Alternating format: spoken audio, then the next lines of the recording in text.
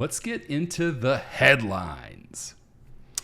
Last week, at the University of Central Florida's commencement ceremony, guest speaker Gloria Caulfield was booed multiple times. The rise of artificial intelligence is the next industrial revolution. Whoa.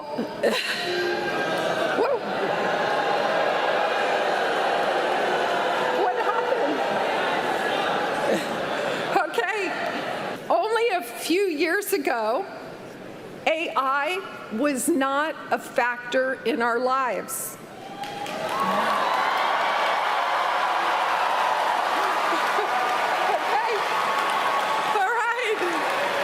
And now, AI capabilities are in the palm of our hands.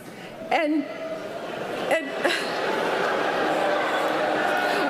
oh, I love it. Michael, what does this tell us about the broader perception of AI?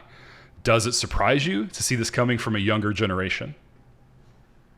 Well, younger generation, what's the percentage of that generation that goes to university? So the sample is young kids graduating from university, right? UCF, I think it was. Yep. So those are, it's educated people. If I remember correctly, it's like 20, 30% of the population. So does it represent everyone out there? I don't know, but it is interesting. She thought, at least when you're watching the clip, that saying AI would be the next industrial revolution, that would be somehow insightful, maybe get a few cheers. What she probably didn't expect was the boo birds. But why are they booing? This is something that's interesting. I think we've talked about it quite a bit. I think it's because the marketing by the foundation labs absolutely sucks. So if you wanted to enthuse the young generation, the way to not do that is say, there will be no jobs for you when you graduate from university. Now, have they said that directly? No, but they're always hinting at it. Anthropic releases a new research report every week. All the jobs that are threatened, not every week, but, here are all the jobs that could be taken by AI. So they're in this game of trying to pitch to their investors, look how much productivity, cash we're going to be able to produce as a company. At the same time, this is what they should be thinking long term. Well, who's going to buy it if you're creating a political firestorm backwards? So this is made for young people and politicians who want to attract them. Think of maybe AOC or a Bernie, right? And you want these people to get out the vote. They typically dominate on US campuses anyway. So this marketing is leading to this kind of backlash. At least that would be my impression. You see it on X too, this sort of tech bro marketing. I don't know what marketing book they've ever read or why they think that telling people they're going to be displaced is going to be a popular message. I'm still a big believer in augmentation. Show the young people how it's going to help them be more productive, get better jobs, maybe even become entrepreneurs. Don't tell them 5 years ago, or however long ago it was, learn to code, and now they learn to go code in university, or they took a CS degree, and now you're telling them you have no job, buddy. I would probably boo too, Yeah, we've talked about this a number of times, and it's a perception problem. You're absolutely right. I will say, though, Elon is one of the guys who says exactly that. He says, get ready for universal basic income. You're not going to have to do anything. Work as we know is over. So there are a lot of figures out there in especially him, saying that jobs aren't going to be there. And I think it's the wrong message to get across, because I think the conclusion that you and I have come to through discussion on this channel is that it's going to create more productivity. So it's going to create more jobs that are doing more per chair eventually. We're just losing jobs right now due to restructuring and investments, and also just because people want to hit their bonuses. But I think ultimately we're going to be in a more productive place because of it eventually. We just have to get there first. It's not going to throw everything on its head. Yeah, we don't know. I think the bad part is, Elon's not exactly beloved, at least by one of the parties right now. People will sit on a certain side left, let's just call it that. So this kind of marketing, even if it's true, I think Elon's thinking very much like a utopian. This is going to be a post-labor society. That sounds great. but not if you need a job in the next 3 months as a graduate, right? So it's made for populism. And the bad thing about populism is it's going to focus on the bad parts of AI. And what's going to get lost are the good possibilities out there. We talked about the possibilities in medicine, language learning, you name it. There are many good things out there that AI could really help us with, mapping the genome, etc. But there are bad things. And one of the, again, back to my initial episode on fatal abstractions, AI is one because it's not even clear what people actually mean by it when they're talking. And I would really like to do some research with those young people. What do they have in their heads when they hear the word AI? Is it chatbots? What are they thinking? So you got to be really careful in marketing because you're attaching a lot of negativity to a broad house, right? The broad house of AI. Anyway, I think we've beaten that one to death. We know it has a marketing problem. I don't know how they're going to solve it if they keep this up. Yeah. Well, speaking of Papa Elon, SpaceX has filed its S1 with the SEC. We should expect a 1.75 trillion IPO as early as June 12th. That's less than a month from now. We should expect to see the public prospectus later this week. Michael, has everyone lost their minds? How do you justify a 1.75 trillion IPO with only 18.67 billion in revenue? That's based on my calculations.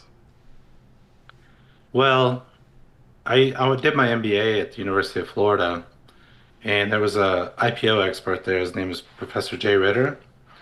And I just read what he said, and it makes all kinds of sense to me. I mean, that's why he gets paid a lot to be a professor, and that's why they call him when they write these stories to get a quote.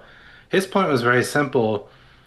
He said it in a very academic way, what you and I would say. They're selling a lot of hype. For that hype to actually come true, they're going to have a hell of a lot of revenue growth. And this is future revenue growth. And I don't even know on what timeline. And even if you have the revenue growth, somewhere you have to produce cash, which means you're going to have to figure out a way to be cost effective. And again, we just talked about Elon and provoking populism. Everything has to go right for this valuation to ever play out, to ever come to fruition in terms of cash and returns. And if this populism thing comes into power, from the left this time probably, that's what it's looking like, may come from the right, but right now it looks like from the left, will there be adverse regulation that destroys any possibility of ever reaching the cash and returns that you would expect? Because Elon's friends in Washington just disappear. They become enemies. So that's interesting. And then the other thing we talked about earlier was the XAI merger. We talked about Cursor and how all of that contributes to the story. But largely, it's just a story right now. There's a big gap between what it brings in today and its perceived value amongst the, publicly traded. So we'll see how it closes that gap. It very well could. I mean, XAI with increased business for SpaceX, we're going to the moon. We're going to set up a moon base. I'm sure they're going to have a lot of contracts come off of that. We'll see what happens. Part of me does wonder, however, so Saudi Arabia's Aramco, they IPO'd at 1.7 trillion back in 2019. So kind of wonder if that 7.5 was just so that Elon could be the biggest IPO in history. I have no idea, but I wonder if Aramco is one of the investors in this one. Could be. Everybody owns everybody these days. Everybody needs energy, right? So yeah, true. Who knows? Especially spaceships. Well, one of the tough things for me is, and you were, I think, struggling with it as you were saying it, the price that you get, the valuation that you get is what the market's willing to pay. Yeah. Right? And that's just the reality. Now, you can say it's all bullshit, but the reality is that's the price that people are willing to pay. They believe the story. And so the difficulty with this one is if you called the bullshit, how would you even short this thing? On what timeline? Right? So that's what's difficult because markets are really efficient, right? people trade on very good information, sometimes too good information, insider trading, etc. But they're very efficient at sending communication across what's the information out there, what's the price of that information, they're good at pricing risk based Yeah. on the information they have. But this one, you just don't have a lot of information. That's the problem, right? We, Yeah. we don't know. We're just speculating. And markets are also good for speculating. So Well, we'll see I'm just the not going to put my money on it. That's what we'll see the trying- prospectus hopefully later this week. If not already by the time this video comes out, maybe. But it should be coming out next week, and we'll keep track of it and see what it says and see. watch this thing as it IPOs. Okay. We'll have more Elon to come later in the episode. I am sure of that. All right. It is reported that OpenAI is considering a breach of contract lawsuit against Apple over the ChatGPT/Siri integration, claiming the feature has been buried in the interface and revenue is nowhere near their projections. Mike, what will OpenAI ever get? Will they ever get out of court? First of all, and where they were once the front runner, it now seems like they're losing across the board in a lot of different ways.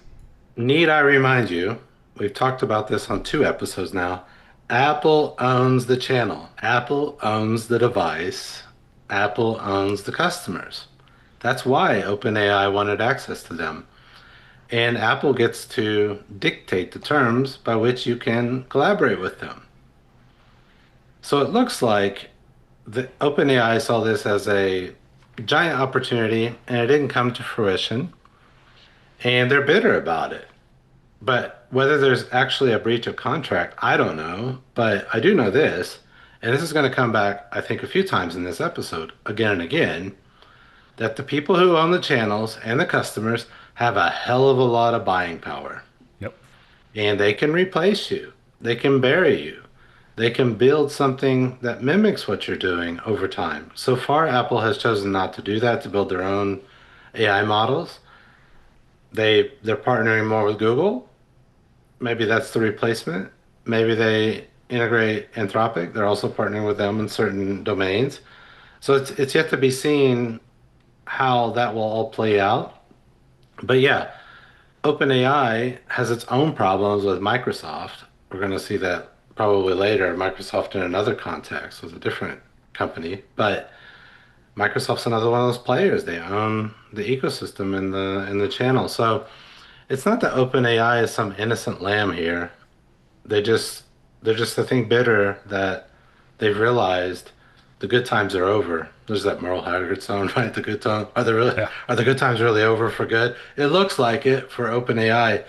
I would just say to Sam Altman and company, welcome to the real world of business. Yeah. This is going to be old hat for Apple. They have been sued countless times, usually dealing with the App Store.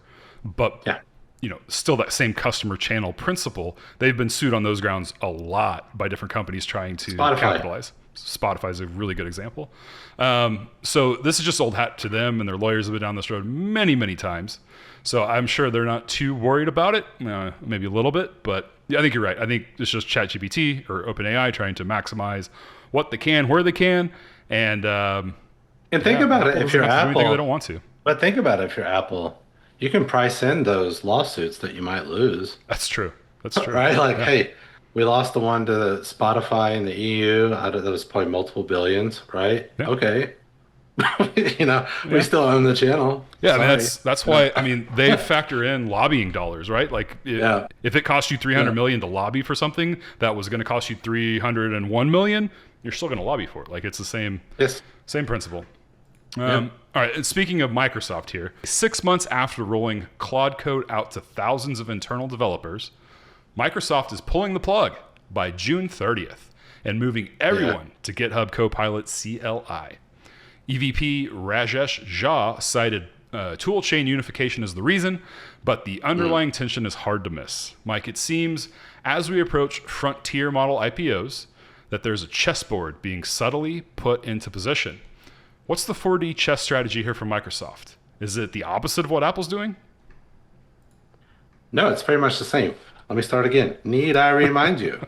I wrote if that you before we own just the talked about that. Sorry. yeah, no, but if if you own the channel and the customers, and Microsoft owns it in its own ecosystem. So Apple's an ecosystem around B2C and the phone, right? So Yeah. they own the device and the App Store, everything that goes on there. They take 30%. That's a cash machine, Yeah. and it has been for a long time. Microsoft's cash machine is different. It's enterprise. They own the customer. And what I find funny about this one is their own people in their own enterprise preferred Claude Code over their own product. That was scary to them because, oh, hell, we see Anthropic starting to penetrate enterprise. We need to shut this damn thing down. They might actually learn from us, and through a partnership over time, they could displace us. Yeah. So that would probably be the fear. You can call that tool, what did he call it? Tool integration or Tool chain unification. Yeah. yeah, well, it's all about the ecosystem here, right? They want to own the ecosystem, even if their products do not meet the same quality. And this is a theme that's going to come back again and again. And we've seen it before. Can you win if you're Anthropic just with Claude Code? Because Microsoft has its tentacles all over the place. PowerPoint, Excel, Copilot, Word, just go on and on and on. And Microsoft's everywhere, right? So then the question is Claude Code so good that it could topple that? And this comes back to disruption theory that Clayton Christensen talked a lot about. It's going to be more relevant in an example later that we're going to come to. But Claude Code starts, at the bottom of the market, maybe even free, very cheaply. And then over time, they get so good that even Microsoft starts to notice it. Its own developers start to notice that it's better. Then you have a problem because the user experience is superior. And I can tell you this from enterprise buddies, they may be forced to use Microsoft at work, but when they go home, what are they using? Not Microsoft, right? They're using, in most cases, from what I hear, is Claude Code.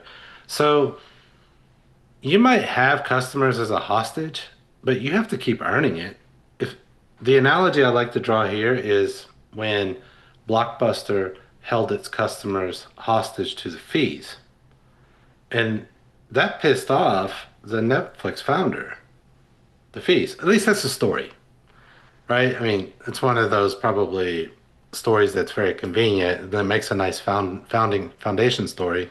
But they were holding them hostage, and then Netflix comes along with a more convenient experience, better experience, and boom, over time, that starts to erode. And then by the time Blockbuster actually responded, game over, you're bankrupt. Yep. And so I don't know if that can happen, but it's a threat. So I don't know how you would deal with that if you're Microsoft, because this is also, the marketing around this is awful. Just the fact that the story exists is awful. So we're forcing you internal teams to use our shoddy product, and we're going to hold our customers hostage with the shoddy product. Because last week we were asking ourselves, if you're Microsoft, why not dual and triple supply this? Why not just say, yeah, Claude Code's available. It can run with Copilot, integrate it. You can use ChatGPT if that's your favorite. You can use Gemini. So you know what I mean? Like, I looked into the GitHub aspect of Copilot, their code part, their analogy to Claude Code.